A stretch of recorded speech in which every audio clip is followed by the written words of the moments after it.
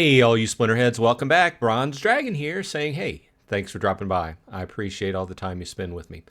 Okay, this episode is going to be a second installment. A couple weeks ago, I dove in and I tried the free-to-play version of Splinterlands. This is something that the Splinterlands development team has been working on over the whole last year. And the whole idea is to make it easier for people to get into Splinterlands, decide if they want to start playing, get up and running easier with more help and everything. So I wanted to take a look at it and see how it went. So I did an episode a couple weeks ago. We're just like one day short of 2 weeks. So it's 13 days. I wanted to check back in and show you my progress with this free-to-play account and kind of give you an idea of what you could expect if you started playing free-to-play and some pluses, some minuses, and we'll answer a few questions in there as well. But before we get to that, if you continue to like Splinterlands related content, please like and subscribe. Leave your comment below any video. If you have a question, more than likely I can answer it, or I can find an answer for you, or we have a lot of people that watch these videos that could probably answer your question if you're relatively new to the game. Okay, with that said, let's jump right in. Okay, as I mentioned, this is my new free-to-play account. It was started almost 2 weeks ago. I have put no money into it. I haven't bought the spell book. I haven't taken any steps other than the steps that I would tell a new player to go ahead and jump in and do. Start playing the game. Okay, so I tried to use up 24 energy per day. That's 24 matches. If you're new to the game, you recover 1 energy per hour of the day. You can buy extra energy, and there's other ways you can get energy, such as out of chests and such. But you recoup 1 per hour on a normal basis. So I tried to use up 24 per day over the last 2 weeks to kind of give a good accounting of what a person could earn in this game. And by earn, I mean basically cards to strengthen your deck, because the more cards you have and the higher level cards you have, the easier it is to win and go up in level, which is kind of the object of a card game, right? In the middle of these 2 weeks, we came to the end of a season, so I was able to earn some there, and we'll talk about that in a minute. I also joined a guild, which I strongly emphasize new players, if you're going to jump in and start playing, join a guild. But I have some notes on that as well as far as free-to-play goes. So I have been able to earn some through playing through 2 brawls with my guild as well. So we'll talk about that in a minute as well. So I have been buying cards, mostly common draws, over the last 2 weeks to try to give myself more cards to choose from. Because as free-to-play, you have very few cards to choose from.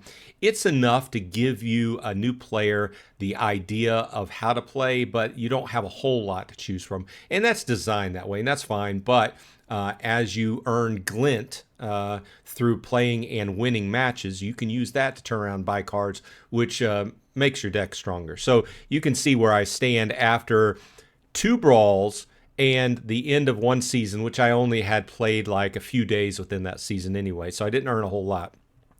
You can see that I have 4,000 glint to spend. We'll spend that as well in this episode. But I want to go ahead and show you where I am. So these are the cards basically I've been able to earn and buy through the shop. These are soulbound cards. So if you're new to the game, soulbound cards cannot be bought, sold, or traded unless you unlock them. And that's something we can go over in another episode. But suffice it to say, just like in other games like WoW or whatever, a soulbound item has to stay on you. However, it does make it easier, give you more selection of cards to use, and makes it easier for you to win, basically, and go up in level. So you can see the majority of these are commons, and each of the commons costs 150 glint to buy. I have not been able to buy to level up any of these to level 2, but I do have 2 rares as well, the Drybone Megalodon I saved up, and each of the rares costs 750 glint. But I've been concentrating more. I really want to get my commons to level 2 And there's a restriction really when you're playing free to play. The summoners are only level 1. So even though I'm able to buy cards and level them up, I'm still restricted to playing level 1 cards across until I get some higher level summoners. Okay, now with that said, I did get lucky on a couple pulls. You'll see that I was able to pull a gold foil Halloran Huntress, which is a very nice card, as well as the Ujarak Elder, which if you've been with me for a while, you know I like both of these. But we'll go back to one of my points out of several other videos, is the fact that if you draw a gold foil, you'll notice an immediate benefit that this starts out at level 3 instead of level 1. Okay. Now, the second benefit to playing a gold foil in your hand is that you earn a little bit extra off of the win for each additional gold foil. The more gold foils in your hand, the higher the bonus to your winnings is. So basically, but the flop, like I said, the one of the main benefits, especially when you're playing low, is that right off the bat, it's a level 3 card. You don't have to save up a bunch of singles and combine them. So while we're here, we'll go ahead and jump into the shop. I do have a little bit over 4,000 glint to spend.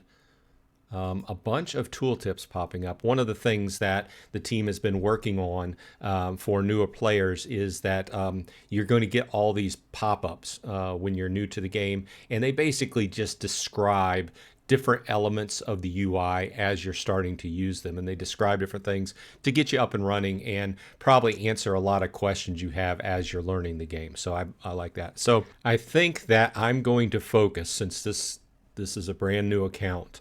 I've been getting a bunch of commons, but I think I want to buy a rare, and I know that I want to buy some extra merits. So I think that I'm going to buy one rare, and hopefully it's not the shark again.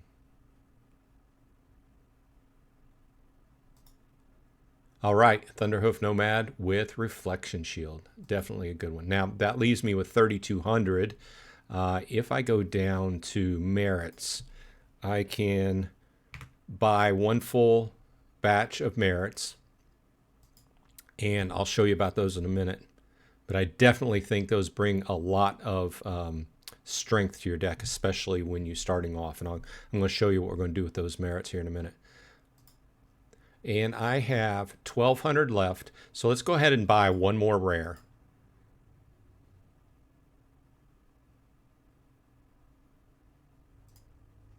And Skyspire Leopard. Okay, so that's good. It gives me a little bit of extra choice here. Let's go back to these, and you can see what I have now. The two extra that I picked up were the Skyspire Leopard and the Thunderhoof Nomad. So I'm doing pretty good. For 2 weeks, I've earned this many cards. Now, that's not all, because I also mentioned that I took part in a couple guild brawls. Now, with a guild brawl, you earn what is called merits. Okay, and you can also see that I also bought merits in the shop. Okay, so that leaves me with 6,500 merits. Now, you can buy what's called a Gladius case, and each Gladius case is 2,000 merits. I have enough to buy 3 Gladius cases, which we will buy here and we will open. These are some of the stronger cards in the game. They used to be harder to come by. They are still until they were put in the shop, and you used to only get them by fighting guild brawls. Now you can buy the merits in the shop. Let's go ahead and go to these open packs. Some of the cards are really strong, and I think all of them overall, the whole set, is one of the stronger sets. But they take a long time to open up. Okay, let's go ahead and open up, see what we get. Come on, come on, come on. Okay, so nothing extremely great here. However, I will note a few. All of these will help this account because it's a brand new account. Lower end, love Whistling Damon, Bertrand Gobson, Ajax Lightfoot, Chimney Wall Stop in some instances, Lisa Fox if you got a lot of mana to spend. But overall, I can say that this is great for this account because not only do I have those other cards I bought, now I have cards to choose from only under the Gladius title. So and all of Gladius cards have the Bloodlust, which makes them strong picks. +1 to all stats after dealing a killing blow. So every time it kills something, it boosts its level in all stats. So I've seen some pretty crazy stat increases due to that. So these are my takeaways after playing free to play for 2 weeks, and I'll give you a few notes here and my feelings on it. First of all, let's talk about going in and playing guild brawls, which offer a lot of value to a brand new player. Not only getting into a guild, do you get some people you can bounce questions off of. Generally speaking, guildmates will be up for loaning you cards to get you started off. Some guildmates, if they're higher up, they may loan you some SPS staked, which will help your earnings in the game. But if you're free to play, there's some very strict limitations on. You basically can't go into a guild brawl unless you buy the spellbook, or buy or rent some cards, or a third option is have people loan you cards. Now, that's all acceptable. Like I said a minute ago, you could get into a guild and request people just to loan you some cards if you wanted to. And there's lots of people out there that play the game that would be more than happy to loan you some of their extras to get you up and running. I think that's my first takeaway. If you're going to go in and you're going to play, don't be afraid to try to find yourself a guild. Get in, start talking to people. People will help you get up and running, no problem. And start building up these Gladius cards as soon as you can. The faster and more effort you put into leveling your Gladius cards, the better overall for your deck strength. The next thing I'll say is I don't think free-to-play is a standard mode that you will want to stay in very long. And I think it was designed that way. I think free-to-play was meant to give the new player a taste of the game, so the new player could get in, start playing, play for a week or two, and then decide whether they liked the game or whether they didn't. If they didn't, no skin off your back, just stop playing, right? If you did, then the next logical choice is to go ahead and buy the spell book, which I will be doing with this account.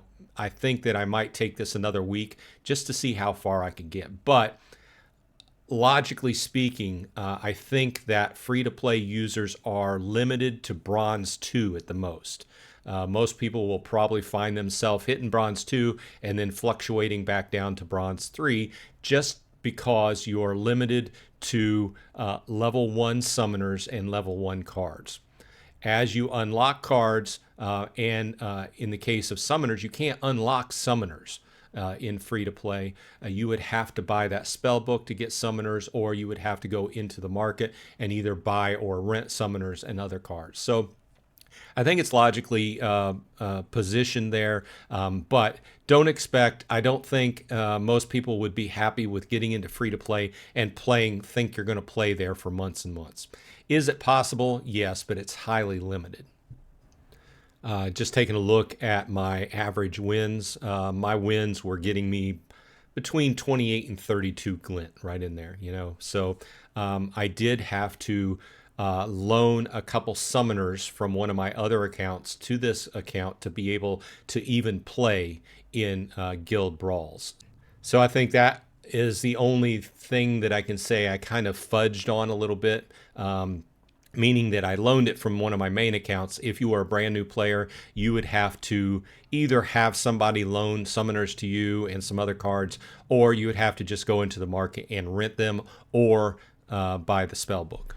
With that said, I think I progressed pretty good. When you consider I'm, a day less than 2 weeks, and I've earned all of these cards in these two different sets, it's sufficiently strengthened my deck. I think the next step, like I said, will be to buy the spell book and or get into some more summoners to help myself out.